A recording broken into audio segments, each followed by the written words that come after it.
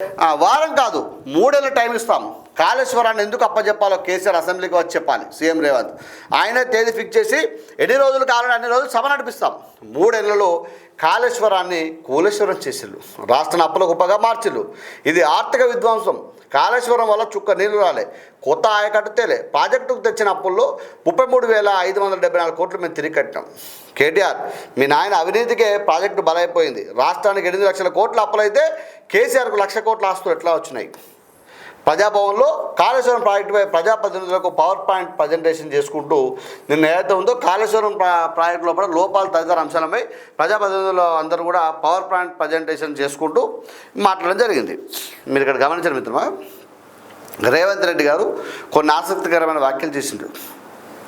8 లక్షల కోట్ల అప్పు లోపల మీ నాయనకు 1,00,000 కోట్ల ఆస్తి అంటే మీకు 1,00,000 కోట్ల ఆస్తి ఎట్లా వచ్చింది?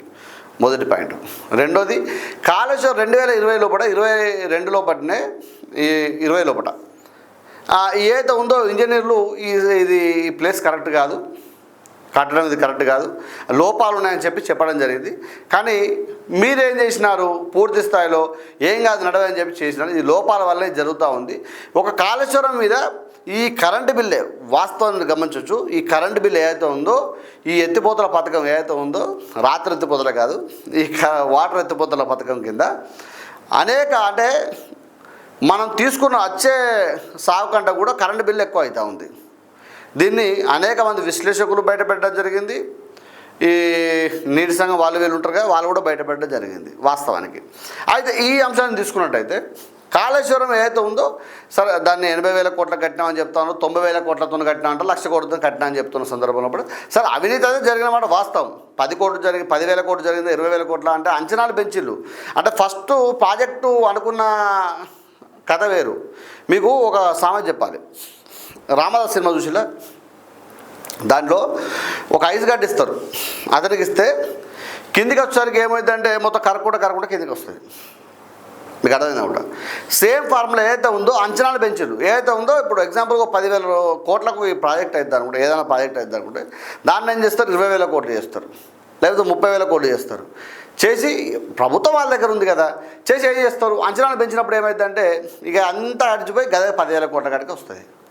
ఈ ఫార్ములా అక్కడ ఉపయోగించారు. మీరు గమనించవచ్చు మిత్రమా. ఏదైతే ఉందో అసలు కాళేశ్వరం చాలామంది ఇంజనీర్లు కూడా చెప్పిళ్ళు.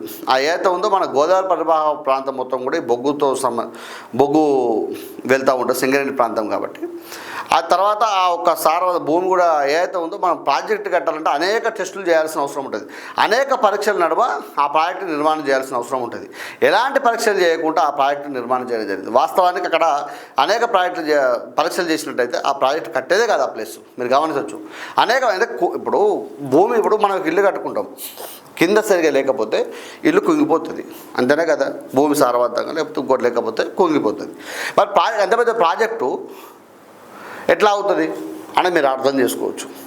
ఇక్కడ మీరు అనేక మంది అంటారు పంప్ హౌజులు మంచిగా ఉన్నాయి, కనపల్లి పంప్ హౌస్ మంచిగా ఉంది కదా, ఇంకో 2-3 పంప్ హౌజులు మంచిగా ఉన్నాయని మీరు చెప్తా ఉన్నారు.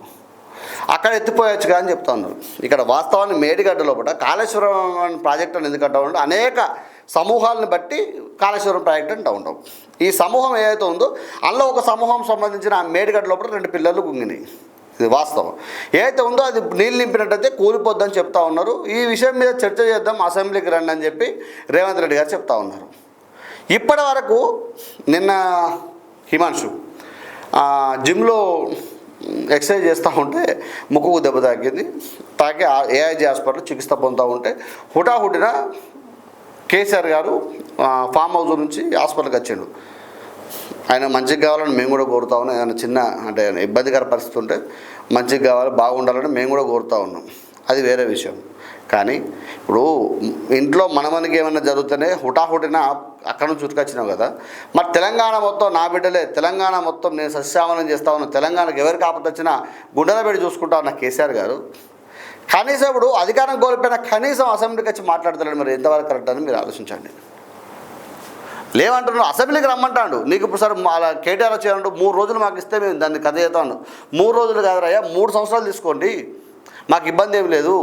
కాకపోతే కేసీఆర్ గారిని రమ్మని చెప్తా ఉన్నారు. రావాల్సిన అవసరం ఉంటుంది కదా, కేసీఆర్ గారు రావాల్సిన అవసరం ఉంటుంది, అసెంబ్లీకి రావాలి కదా. బలమైన ప్రతిపక్ష నేత అని చెప్తా ఉన్నారు.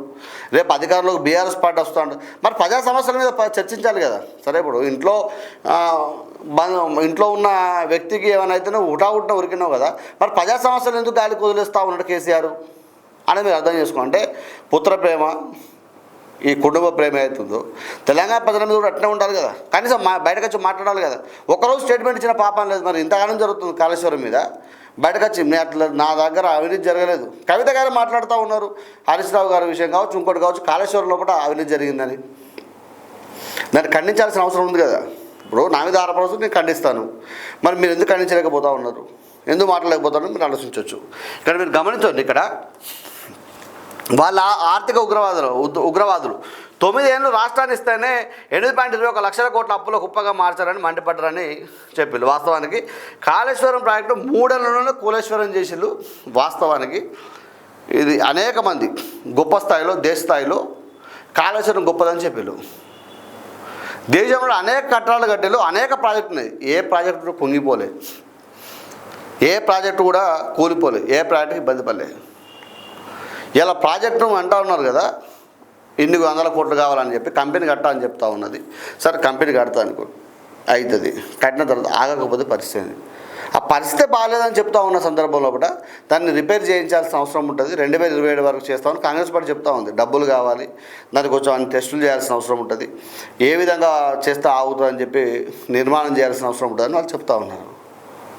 ఇవన్నీ కాదు, నువ్వు ఆన్ చేయాల్సిందే అని చెప్తాను. దీనికి తోడు ఇక్కడ మీరు గమనించవచ్చు, తెలంగాణలో కూడా కాళేశ్వరం మీద పండిన పంటలు తక్కువ. మన దగ్గర ఏదైతే ఉందో మిషన్ కాకతీయ కావచ్చు, ఈ చెక్ డ్యామ్స్ ఉంటాయి కదా, వీటి వల్లనే మనకు అనేక పంట దిగుబడి వచ్చింది. కాళేశ్వరం వల్ల కాదు. ఇప్పుడు మీరు గమనించవచ్చు, గత 2 సంవత్సరాల నుంచి కూడా కాళేశ్వరం ప్రాజెక్ట్ అయితే నడుస్తలేదు కదా. మరి తెలంగాణలో పంట దిగుబడి ఎందుకు వస్తూ ఉందని మీరు ఆలోచించండి. పోయిన సంవత్సరం అత్యధిక దిగుబడి వచ్చింది. కాళేశ్వరం ప్రాజెక్టు కట్టినప్పటి కంటే కూడా పోయిన సంవత్సరం అత్యధిక దిగుబడి వచ్చింది. మరి నీళ్ళు ఎక్కడి నుంచి వచ్చినాయి? ఈ సంవత్సరం వచ్చింది దిగుబడి ఎట్లొచ్చిందని మీరు చెప్పాల్సిన అవసరం ఉంటుంది.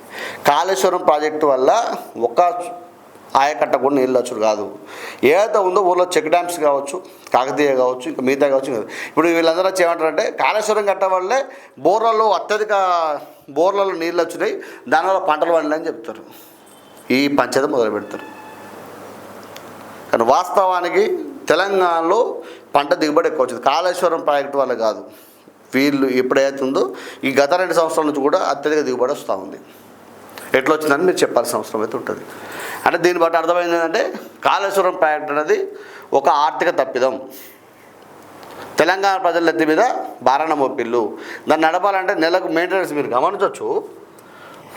ప్రాజెక్టు తెచ్చిన అప్పుల్లో 33,000 దాదాపు 40,000 కోట్ల రూపాయలు తిరిగి కట్టేళ్ళు. ఇది ఎవరు సొమ్మని కట్టేళ్ళు, ఏ విధంగా కట్టాలని మీరు అర్థం చేసుకోవచ్చు. తెలంగాణ సొమ్మే కదా. వీళ్ళు బాజాబ్తా పేపర్తో సహా లెక్కలతో చూపెడతా ఉన్నారు కదా. మీరు కూడా బయటకు వచ్చి ఆ లెక్కలతో పాటు కాళేశ్వరం మేము ఇంత కట్టినాం, ఇందుకు కూలిపోయిందని చెప్పి మీరు కూడా చూపెట్టచ్చు కదా. అసెంబ్లీకి వచ్చి మాట్లాడచ్చు కదా. ఎందుకు వస్తలేరని మీరు ఆలోచించవచ్చు.